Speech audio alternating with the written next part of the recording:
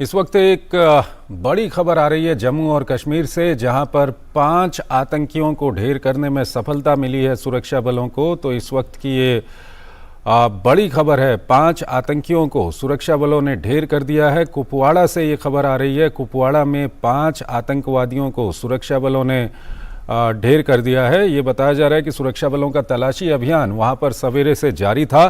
तो इस वक्त की ये बड़ी खबर है, जम्मू कश्मीर में सुरक्षा बलों को बड़ी कामयाबी मिली है। 5 आतंकियों को सुरक्षा बलों ने वहां पर ढेर कर दिया है।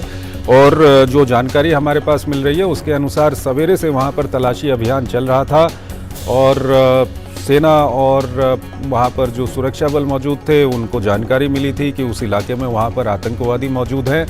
उसके बाद वहां पर तलाशी अभियान शुरू किया गया और इस वक्त ये खबर आ रही है कि 5 आतंकवादी वहां पर ढेर कर दिए गए हैं। शबीर डार हमारे साथ जुड़ रहे हैं कश्मीर से, उनसे हम बातचीत करेंगे। शबीर, क्या कुछ अपडेट है आपके पास अभी?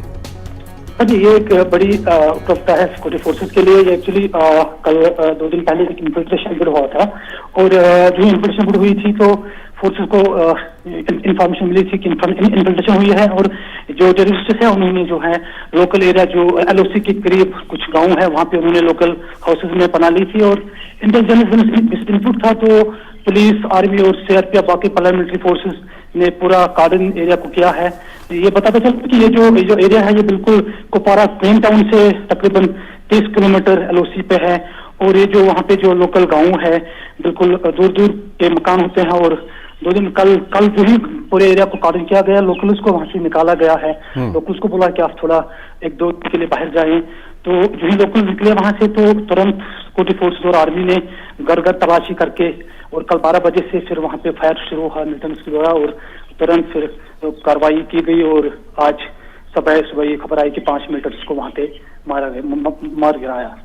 ठीक है शबीर, आप हमारे साथ बने रहिए। हमारे संवाददाता शबीर ने जो जानकारी हमको वहां से दी है उसके अनुसार सीमा पार से घुसपैठ की थी वहां पर कुछ आतंकवादियों ने, और ये जानकारी जब वहां पर अर्धसैनिक बलों और सेना को मिली तो उसके बाद वहां पर कार्रवाई शुरू की गई सुरक्षा बलों के द्वारा। तो सबसे पहली जानकारी और काफ़ी ये पुख्ता जानकारी हमारे संवाददाता के द्वारा हमको दी जा रही है, जिसमें ये बताया जा रहा है कि आतंकवादियों ने सीमा पार से घुसपैठ की थी। कल और परसों का कोई वक्त वो बता रहे हैं जिसमें आतंकवादियों ने वहां से घुसपैठ की थी और घुसपैठ करने के बाद ये सूचना भारतीय सुरक्षा बलों को मिल गई। उसके बाद भारतीय सुरक्षा बलों ने अपनी कार्रवाई शुरू कर दी और भारतीय सुरक्षा बलों को ये जानकारी मिली कि सीमा के पास कुपवाड़ा के नज़दीक में वो इलाका बता रहे हैं जहां पर सीमा के पास गांव में इन आतंकवादियों ने कुछ घरों में पनाह ली थी। तो उसके बाद वहां पर कार्रवाई शुरू की गई और जो स्थानीय लोग हैं उनसे गांव से बाहर जाने को कहा गया।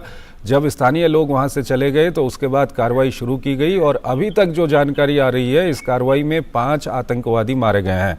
शबीर हमारे साथ जुड़े हुए हैं। शबीर, ये इलाका कौन सा है, हमारे दर्शकों को बताइए, थोड़ा इस तरह से इलाका बताइए कि जी। ये जो एरिया है ये जमाबुंड है, ये बिल्कुल LOC के पास में है। ये मोस्टली वहाँ पे ये जो एरिया है वहाँ पे ट्राइबल लोग जो है गुजर बकरवाल वो समर्स में वहाँ पे मोस्टली अपने जो कैटल है पुलिस जो है उनको वहाँ चराने के लिए जाते हैं और विंटर्स में वो वहाँ से नीचे आ जाते हैं। अभी चूंकि गर्मियों का मौसम है तो लोग ऊपर की तरफ जो है गए हैं अपने माल मवेशी को लेके और वहाँ पे जो है दूर दूर ये जो घर हैं फैले हुए हैं, ये 1-2 गाँव हैं जो दूर दूर जो है फैले हैं और इस एरिया को पूरा जो है ये एक LOC का है, पूरा घना एरिया है, जमाबुंड नाम का एरिया है और वहाँ पे पूरा जो है हमारे सिक्योरिटी फोर्सेस का अच्छी प्रेजेंस होती है पूरे साल। और ये जो वहाँ पे जो है पोरस बॉर्डर की पोरस LOC की वजह से इस महीने में इस मौसम में हर साल जो है इन्फिल्ट्रेशन जो है पार से इन्फिल्ट्रेशन की जो अटेम्प्ट है वो होते रहते हैं और हमारे जो सुरक्षा बल है वो इंटेलिजेंस बेसिस जो रिपोर्ट मिलती है और तुरंत कार्रवाई लेके हमेशा ऐसा हुआ है कि जो ही इन्फिल्ट्रेशन हुई है तो तुरंत कार्रवाई लेके जो जिस तरह का आज का जो 5 आतंकियों को मार गिराया है, ऐसा ही हमेशा हुआ है कि इन्फिल्ट्रेशन होती है और लोकल के बेसिस पे फोर्सेस को अच्छी उपलब्धि मिल जाती है। शबीर, यहाँ पर एक सवाल ये भी उठता है कि अभी 5 आतंकवादी मारे गए हैं, आतंकवादियों की संख्या कितनी रही होगी, इस बारे में कोई जानकारी है क्या? अभी और आतंकवादी इस बारे में अभी जो है अभी पूरा एरिया जो गार्डन में है और सर्च ऑपरेशन चल रही है। अभी ये बताना मुमकिन नहीं होगा कितने और हो सकते हैं क्योंकि जो है 5 जो है मार गिराए हैं और दूर दूर घर फैले हुए हैं। तलाशी पूरी तौर से चल रही है। ऐसा बताया जाता है कि कुछ शायद ये बड़ा एक ग्रुप था आतंकियों का जिन्होंने इन्फिल्ट्रेट किया था। तो देर चलते कुछ और जो इनपुट्स मिलते हैं उससे पता चलेगा कि क्या और भी आतंकी वहाँ जो है छुपे हुए हैं या बस ये 5 का ग्रुप था। इलाका ये किस तरह का है? पहाड़ी इलाका है? किस तरह का इलाका है जहाँ पर हाँ, ये? बिल्कुल पहाड़ी है और थोड़ा ऊंचाई पे है। घने वहाँ पे पेड़ है, LOC के बिल्कुल करीब है और बिल्कुल पूरा मेन टाउन से लगभग 30 किलोमीटर का है। बिल्कुल पहाड़ी है। ये एरिया यूजुअली जो है हमारे जो गुजर और पहाड़ी लोग हैं जो यूजुअली पहाड़ों पे ही रहते हैं, उनसे वहाँ पे वही लोग वहाँ पे रहते हैं और मोस्टली समर्स में गर्मियों में वो अपना जो माल नीचे से लेके ऊपर उनको चराने के लिए जाते हैं। तो एक LOC पे जो है पूरा गना हुआ एरिया है, लेकिन सुरक्षा बलों के पूरा प्रेजेंस होके वहाँ पे है और इन्फिल्ट्रेशन को हमेशा से है। शबीर, कुछ ही समय में अमरनाथ यात्रा भी शुरू होने वाली है, तो इसको देखते हुए इसको कितनी बड़ी सफलता आप मान रहे हैं? ये बड़ी सफलता है क्योंकि जो देखिए जो इन्फिल्ट्रेशन समर्स में हुई है और अमरनाथ यात्रा शुरू होने से पहले सब 1 महीने से हुई है, तो यही ये भी पता जा सकता है शायद इनका मंशा जो था, टेररिस्ट का मंशा जो था, शायद इन्फिल्ट्रेट होके यहाँ कश्मीर में कुछ आतंकी और कार्रवाई को अंजाम देने की उनकी मंशा हो सकती थी। बिल्कुल। शबीर, हमारे साथ बने रहिए। अभी हमारे पास जो पुख्ता जानकारी आ गई है, पुख्ता जानकारी हमारे संवाददाता के जरिए हमारे पास पुख्ता जानकारी पहुंच चुकी है। 5 आतंकवादी वहां पर अभी तक मार दिए गए हैं सुरक्षा बलों की ओर से, और ये बताया जा रहा है कि सीमा पार से घुसपैठ की है इन आतंकवादियों ने। और आतंकियों की संख्या कितनी है इस बारे में अभी कुछ नहीं कहा जा सकता है। ऑपरेशन वहां पर चल रहा है, आतंकवादियों की संख्या और ज़्यादा हो सकती है। सीमा पार से ये घुसपैठ की गई है। LOC में जो सीमा का इलाका है वहां पर ये घुसपैठ की गई है, और हमारे संवाददाता हमको बता रहे हैं कि आतंकवादियों ने वहां से आके जो स्थानीय लोग वहां पर रहते हैं उनके घरों में वो लोग छुपे हुए थे। तो उसके बाद इसकी जानकारी जब सुरक्षा बलों को मिली तो सुरक्षा बलों ने वहां पर जाकर ऑपरेशन शुरू किया। सबसे पहले जो स्थानीय लोग हैं, स्थानीय लोगों को वहां से जाने के लिए कहा गया, और जब स्थानीय लोग वहां से चले गए तो उसके बाद सुरक्षा बलों की ओर से ये ऑपरेशन शुरू किया गया है, जिसमें अब तक 5 आतंकी मारे गए हैं। बहुत बड़ी सफलता इसको माना जा रहा है क्योंकि कुछ ही दिनों में अमरनाथ यात्रा शुरू होने वाली है और इससे पहले ये सफलता सुरक्षा बलों को मिली है। और जिस तरह से हमारे संवाददाता शब्बीर डार हमको बता रहे थे कि ये जो मौसम होता है, अमूमन इस मौसम में घुसपैठ की कोशिश पाकिस्तान की ओर से लगातार की जाती है। शब्बीर, ये किस तरह से इसको देखा जाए, क्योंकि अमूमन इस मौसम में हम देखते हैं कि पाकिस्तान की ओर से लगातार घुसपैठ की कोशिश की जाती है, कई सारी घुसपैठ की जो कोशिशें हैं वो नाकाम कर दी जाती हैं। तो ये मौसम कितना अहम है अभी का? देखिए, ये जो मौसम है, इस मौसम में जो बर्फ है ऊपर इराक में वो पिघलना शुरू हो जाती है, और जो इन्फिल्ट्रेशन रूट है वहाँ LOC और बॉर्डर पे वो थोड़ा उनमें जो है बर्फ पिघलने की वजह से वो जो रोड क्लियर होने लगते हैं। और वो इसी मौसम में, क्योंकि इसी मौसम में बर्फ भी थोड़ी होती है और उसके मुंह में थोड़ा वहाँ वो जो इन्फिल्ट्रेशन की कोशिश करती रहती है, और यही सोच रहे थे कि शायद यही एक मौसम है क्योंकि अभी थोड़ी बर्फ भी होती है ऊपर एरियाज में। तो इस मौसम में हमेशा हमने देखा है कि इसी मौसम में जो पाकिस्तान की ओर जो घुसपैठ की कोशिशें होती रहती हैं, और यही वो एक सपोज जून और जुलाई का जो महीना है, इसमें मोस्टली हमने देखा है कि पाकिस्तान की ओर से तो घुसपैठ की काफी कोशिशें होती रहती है, क्योंकि ये मौसम में उनको थोड़ा मूवमेंट इजी हो जाता है, बर्फ भी थोड़ी होती है, थोड़ा वो बॉर्डर एरियाज में और घना भी होता है। और इस बार में जो है पेड़ों में जो वहाँ पे जो घास भी उगने लगती है, पेड़ों के जो हरे ग्रीन लेवल भी हो जाते हैं, तो उसकी वजह से उनको थोड़ा छुपने का भी वहाँ पे मौका मिल जाता है। लेकिन हमेशा तो यही देखा गया है कि जो ही कोई भी घुसपैठ हुई है तुरंत और जो हमारे सपोर्टिव फोर्सेस को और आर्मी को सूचना मिल जाती है, और वो हमेशा उन कोशिशों को नाकाम किया गया है।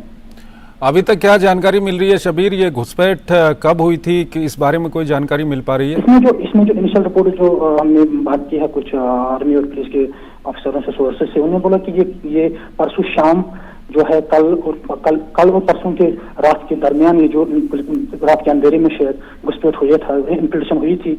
और फिर उन्होंने कल सवेरे जो है शायद गाँव में जो है पनाह ली थी, गांव के कुछ घरों में पनाह ली थी, और तुरंत कल 12 बजे से वहां पे पूरा जो है कार्डन हुआ था पूरे एरिया में। उस जमगुंड एरिया जो है वहाँ एलओसी पे वहाँ पे पूरा कार्डन हुआ था। 2-3 गाँव है वहाँ पे उस एलओसी के एरिया में जिनको पूरी तौर कार्डन किया गया था, और फोर्सेज ने फिर वहाँ से जो लोकल लोग हैं उनको बाहर निकाल के एक एक घर तलाशी लेके, और ये जो है उपलब्धि जो है आज की जो हम देख रहे हैं ये मुमकिन हुई है। ठीक है शबीर, आप हमारे साथ बने रहिए क्योंकि काफी बड़ी खबर आप इस वक्त दे रहे हैं और कई सारे ऐसे तथ्य आप बता रहे हैं जो शायद हमारे दर्शकों को हम सीधे ये तथ्य और साफ तौर पर ये तथ्य बता रहे हैं। अमूमन होता ये है कि जब इस तरह की घटनाएं होती हैं तो कई समय लगता है, कई वक्त लग जाता है ये बताने में कि वो आतंकी कौन थे, क्या है, कहां से आए थे। लेकिन इस वक्त हमारे पास काफ़ी पुख्ता सूचनाएं हैं। हमारे संवाददाता शब्बीर डार लगातार हमको काफ़ी महत्वपूर्ण जानकारियां दे रहे हैं, वो हमारे साथ बने हुए हैं। और अभी तक हमको जो जानकारी मिली है उसके अनुसार परसों कल सवेरे और परसों रात के दरमियान में ये घुसपैठ हुई है पाकिस्तान की ओर से। कुपवाड़ा के पास जो पाकिस्तानी सीमा है, जो एलओसी है, वहाँ पर ये घुसपैठ हुई है। घुसपैठ कितने आतंकियों ने की थी इस बारे में अभी जानकारी नहीं है। और ये जब घुसपैठ हुई है, घुसपैठ होने के बाद वहाँ पर नज़दीक में पहाड़ी इलाका है पूरा, और वहाँ पर जो वहाँ की ट्राइब्स है वो ट्राइब्स के लोग वहाँ पर रहते थे, उनके घरों में इन्होंने जा कर के शरण ली इन आतंकियों ने वहाँ पर। और इसकी सूचना भारतीय सुरक्षा बलों को मिली। उसके बाद भारतीय सुरक्षा बल वहां पर पहुंचे। स्थानीय लोगों को अपने घरों को खाली करने को कहा गया। स्थानीय लोग अपने घरों से जब चले गए तब जाकर वहां पर ऑपरेशन शुरू किया गया, और जो शुरुआती सफलता मिली है उसमें 5 आतंकी मारे गए हैं। और ये 5 के 5 आतंकी पाकिस्तान की ओर से इनको भारत में भेजा गया था घुसपैठ करवाकर। पुख्ता हमको इस बात की जानकारी मिल चुकी है, हमारे संवाददाता लगातार हमको बता रहे हैं। एलओसी में ये घुसपैठ हुई है कल सवेरे और परसों रात के दरमियान में। और कितने आतंकवादी थे इस बारे में अभी कोई खबर नहीं है। ऑपरेशन अभी भी जारी है। 5 आतंकवादी अभी तक मारे जा चुके हैं। और घने जंगलों वाला पहाड़ी इलाका है जहां पर दूर दूर में वहां पर घर बसे हुए हैं। गांव के जो घर हैं दूर दूर में हैं, तो वहां पर अभी तलाशी अभियान चल रहा है। और काफ़ी महत्वपूर्ण इस सफलता को माना जा रहा है क्योंकि कुछ ही दिनों में अमरनाथ यात्रा शुरू होने वाली है। तो अभी ये ऑपरेशन चल रहा है और कई सारी ऐसी सूचनाएं हैं जो अभी हम साझा नहीं कर सकते हैं, लेकिन बाद में जैसे जैसे हमारे पास सूचनाएं आती रहेंगी हम दर्शकों को बताते रहेंगे। फिलहाल हमारे संवाददाता शब्बीर डार, बहुत बहुत शुक्रिया आपका महत्वपूर्ण जानकारियां और बिल्कुल तथ्यों के साथ जानकारियां हमारे दर्शकों तक पहुंचाने के लिए। एक छोटा सा ब्रेक लेते हैं।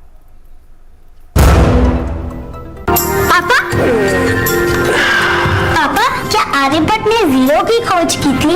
हाँ बेटा, दुनिया को जीरो इंडिया ने दिया था। और ये जो हम योग कर रहे हैं ना, ये भी दुनिया को इंडिया ने दिया है। वाह पापा। और बेटा, योग से हमें जीरो कॉस्ट पे हेल्थ इंश्योरेंस भी मिलता है। पापा फिर तो मैं रोज योग करूंगी।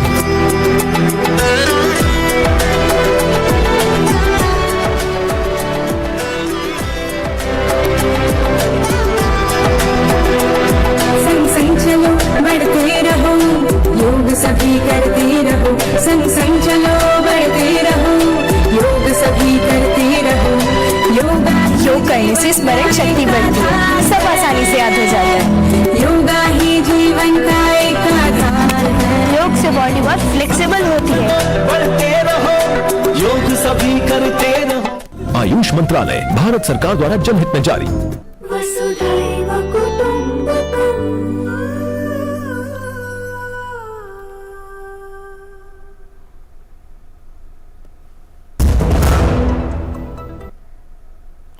स्वागत है आपका ब्रेक के बाद। और आइए हम सीधे अपना कार्यक्रम आज का एजेंडा शुरू करते हैं और सबसे पहले आज के एजेंडा की सुर्खियां देखते हैं।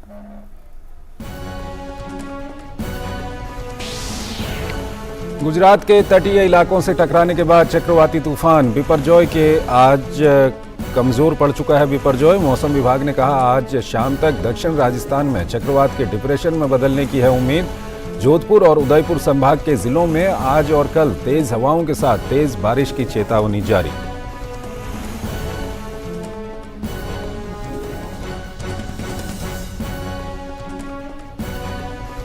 गुजरात में बिपरजॉय के लैंडफॉल की प्रक्रिया के दौरान 23 लोगों के जख्मी होने की खबर। तेज हवाओं की वजह से सौराष्ट्र और कच्छ के कई इलाकों में पेड़ और खंभे गिरने की घटनाएं आई सामने। एनडीआरएफ, एसडीआरएफ के अलावा army, navy, air force, Indian coast guard और बीएसएफ की टीमें राहत कार्यों में जुटी।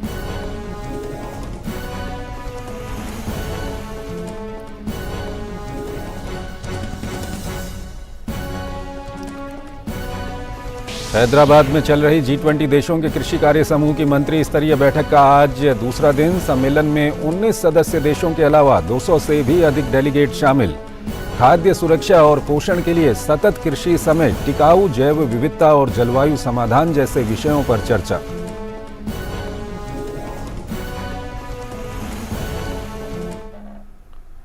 तो गुजरात के तटीय इलाकों से टकराने के बाद चक्रवाती तूफान बिपरजॉय कमजोर पड़ गया है। मौसम विभाग के महानिदेशक मृत्युंजय महापात्रा ने कहा है कि चक्रवात बिपरजॉय के कमजोर पड़ने के बाद आज शाम तक दक्षिण राजस्थान में चक्रवात के डिप्रेशन में बदलने की उम्मीद है।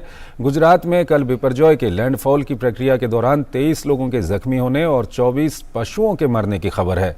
साथ ही तेज हवाओं की वजह से सौराष्ट्र और कच्छ के कई इलाकों में पेड़ और खंभे गिरने की घटनाएं भी सामने आई हैं। तटीय इलाकों से करीब 1 लाख लोगों को सुरक्षित स्थानों पर पहुंचा दिया गया है।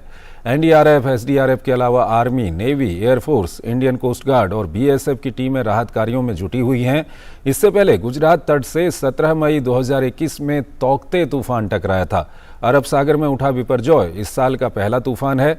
बिपरजॉय अरब सागर का सबसे लंबा तूफान भी बन चुका है। इसकी लाइफ 10 दिन 12 घंटे की है। इससे पहले 2019 में आए क्यार की लाइफ 9 दिन 15 घंटे की थी।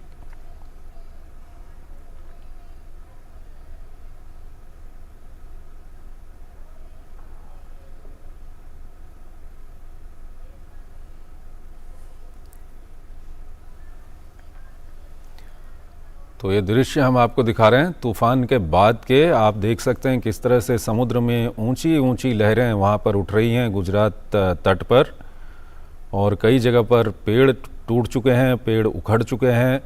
जो इलेक्ट्रिसिटी के खंभे हैं उनको काफ़ी नुकसान हुआ है। इलेक्ट्रिसिटी के खंभे कई जगह पर गिर गए हैं।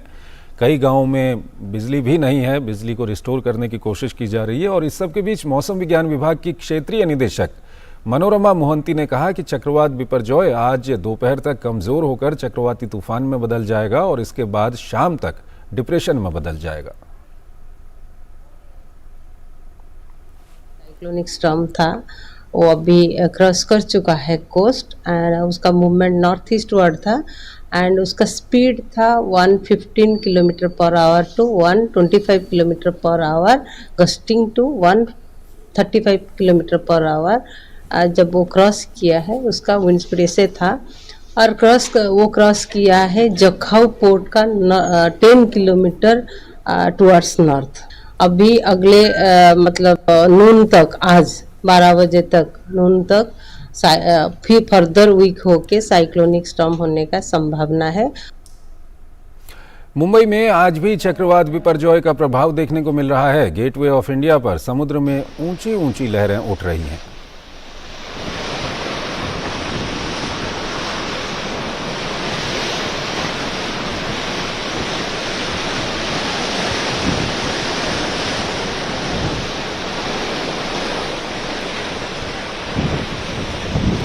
और ये दृश्य हम आपको दिखा रहे हैं, ये गेटवे ऑफ इंडिया मुंबई के दृश्य हैं आज सवेरे के। सीधा सीधा असर देखा जा रहा है। गुजरात तट पर ये चक्रवात टकराया था, लेकिन उसका असर मुंबई तट पर भी देखा जा रहा है।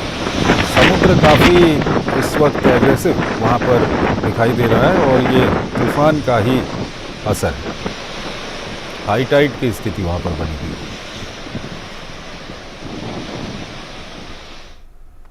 और वहीं राजस्थान के जोधपुर और उदयपुर संभाग के जिलों में चक्रवात बिपरजॉय के असर से आज और कल तेज हवाओं के साथ तेज बारिश की चेतावनी जारी की गई है। मौसम विभाग के अनुसार चक्रवात के कम असर के साथ आज गुजरात से राजस्थान की सीमा में प्रवेश करने की संभावना है। जयपुर के मौसम विभाग ने बाड़मेर और जालौर जिलों में तेज हवाओं के साथ अत्यधिक भारी वर्षा का रेड अलर्ट जारी किया है। मौसम विभाग की चेतावनी को देखते हुए आपदा प्रबंधन विभाग ने सभी संबंधित जिलों को अलर्ट कर दिया है। कई जिलों में कर्मचारियों की छुट्टियां रद्द कर दी गई हैं और उन्हें मुख्यालय पर रहने के निर्देश दिए गए हैं। 7 जिलों में एसडीआरएफ जबकि अजमेर में एनडीआरएफ की टीम तैनात की गई है। सभी जिलों में कंट्रोल रूम स्थापित किए गए हैं। आपदा प्रबंधन विभाग सेना और वायुसेना के साथ भी लगातार संपर्क में है। नागरिकों को घर पर रहने की सलाह दी गई है।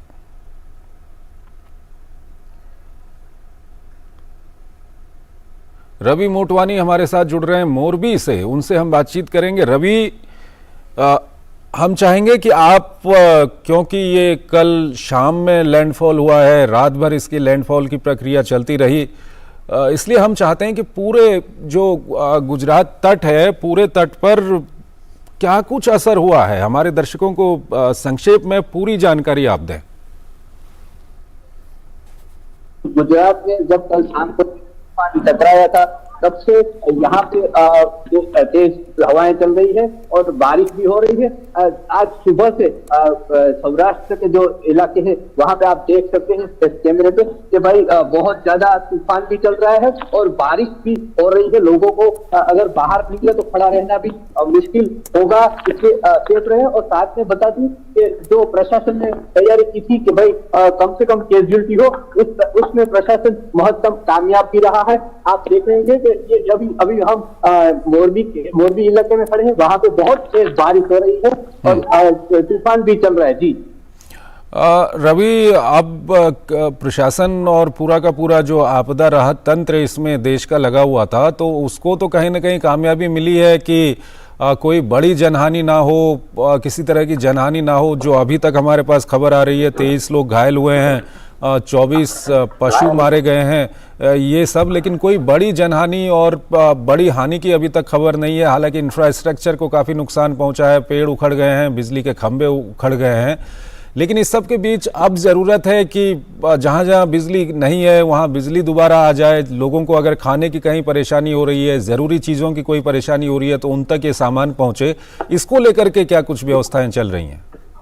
जी जरूर से बता दूं, बिजली की बात करें तो जब से ये तूफान की बात आई है तब से जो बिजली विभाग है वो अलर्ट है। देर रात को भी बिजली विभाग ने काम किया है। जहां जहां बिजली के खंभे गिरे हैं वहां उसे फिर से खड़ा करने की कोशिश की गई है और लोगों को फिर से बिजली मिले उसके लिए भी प्रशासन पूरी तरह से तैयार था।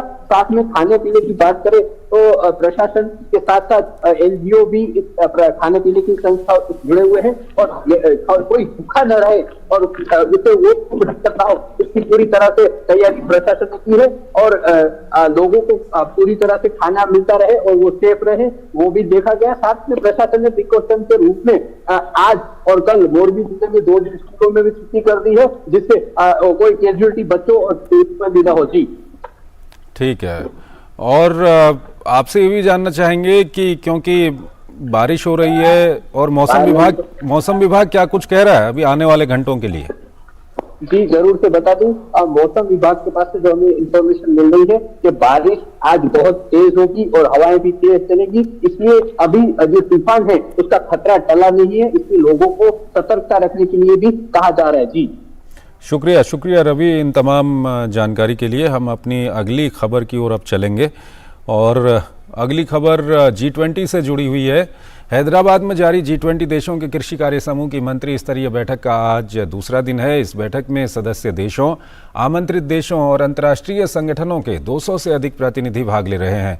इस दौरान प्रेस मीडिया को संबोधित करते हुए केंद्रीय कृषि एवं किसान कल्याण मंत्री नरेंद्र सिंह तोमर ने कहा कि वैश्विक जलवायु परिवर्तन की चुनौतियों से निपटने के साथ कृषि क्षेत्र के सतत विकास लक्ष्यों को लेकर सदस्य देशों के बीच रोडमैप तैयार करने जैसे कई महत्वपूर्ण विषयों पर 3 दिन तक चर्चा होगी। नरेंद्र सिंह तोमर ने कहा कि खाद्य सुरक्षा एवं पोषकता के प्रति प्रधानमंत्री के नेतृत्व में भारत की पूरी प्रतिबद्धता है, उसी अनुरूप नीतियां बनाई गई हैं और उसका सफल क्रियान्वयन भी सुनिश्चित किया जा रहा है। ओपी यादव हमारे संवाददाता फोन लाइन पर हमारे साथ जुड़ रहे हैं, उनसे हम बातचीत करेंगे। आज का दिन कितना महत्वपूर्ण है ओपी? जी अगर बात करें ये G20 की कृषि समूह की मंत्री स्तरीय बैठक का आज दूसरा दिन है। इसमें आज अभी जो कार्यक्रम चला उसमें केंद्रीय कृषि एवं किसान कल्याण मंत्री नरेंद्र सिंह तोमर जो सदस्य देश है उनके कृषि मंत्रियों का स्वागत कार्यक्रम कर रहे हैं और अभी ये कार्यक्रम लगातार चल रहा है। उसके बाद एक बैठक होगी, उस बैठक के बाद 3 समानांतर सत्र आयोजित होंगे जिनमें खाद्य सुरक्षा और पोषण के लिए सतत कृषि विकास के लक्ष्य को लेकर अलग अलग चर्चाएं होंगी।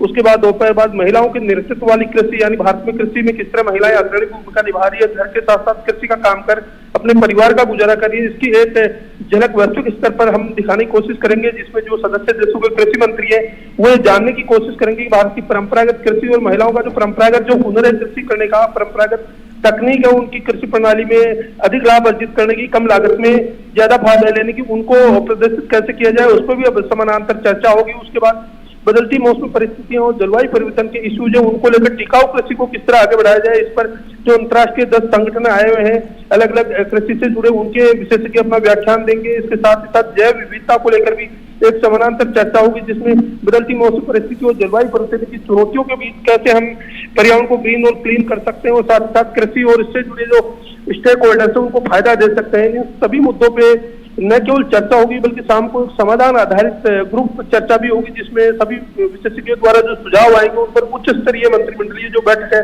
उसमें निर्णय लिए जाएंगे भविष्य में हम किस तरह काम करें। अगर इस बैठक की महत्वपूर्ण सत्रों की बात करें, कल केंद्रीय कृषि मंत्री की वियतनाम, ओमान और कनाडा के जो कृषि मंत्री है उनके साथ चर्चा हुई। उन सभी ने जो बदलती मौसमी परिस्थितियां उनको लेकर और कृषि में चुनौतियां सामने आ रही है उन सब से निपटने के लिए किस तरह एक साझा रणनीति बने और उसमें भारत एक लीडर की तरह किस तरह उभरे और सभी सदस्य देशों को मार्गदर्शन करके उनकी जो खाद्य सुरक्षा की जरूरत है, पोषण आधारित जो डाइट की जरूरत है उनको कैसे पूरा किया जाए, इन सभी विषयों को लेकर चर्चा हुई। तो निश्चित तौर पर ये 3 दिन का जो कृषि से संबंधित कृषि मंत्रियों की बैठक का एजेंडा है, ये न केवल भारत बल्कि अंतर्राष्ट्रीय स्तर पर भारत को वैश्विक लीडर बनाने के संदर्भ में महत्वपूर्ण साबित होगा। ठीक है। ओपी, साथ ही साथ ये भी जानना चाहेंगे क्योंकि भारत का अपना जो अनुभव है कृषि क्षेत्र को लेकर, जिस तरह से नीम कोटेड यूरिया है और यहाँ पर जो सॉइल हेल्थ कार्ड ये सब लागू किया गया है और साथ ही साथ मिलेट्स को लेकर के जिस तरह से भारत मुहिम चला रहा है, दुनिया के देशों को क्या कुछ सीखने को मिल रहा है इससे?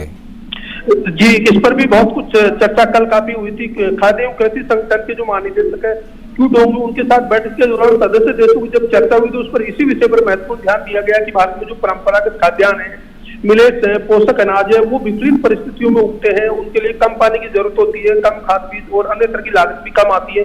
तो ऐसी स्थितियों में हम निपटने के लिए किस तरह की इन पोषक अनाजों को भारत से बाहर दूसरी सरजमीन पर उगाएं और वहां के लोगों की जरूरतों को पूरा करें। और इसी तरह जो फर्टिलाइजर की आपने बात की, नीम कोटेड यूरिया की बात की, दूसरे देशों में हमेशा न केवल इस पर आयात की जरूरत पड़ती है बल्कि उसके बाद भी किल्लत रहती है और बहुत परेशानी किसानों को उठानी पड़ती है। तो कई बार भारत अपने पड़ोसी देशों को, मित्र देशों को खाद बीज उर्वरक इनकी निर्यात आपूर्ति करता है, सब्सिडी दर पर भेजता है। तो इस संदर्भ में भी एक चर्चा की किस तरह जैसे इफ्को है वो जिसके अंदर ओमान में एक संयंत्र लगा हुआ तो उसकी मदद के जरिए और जो संबंधित देश है वहां तक खाद बीज ठीक है ओपी, सभी पे भी चर्चा हुई। शुक्रिया ओपी, इन तमाम जानकारियों को हमारे दर्शकों तक पहुंचाने के लिए।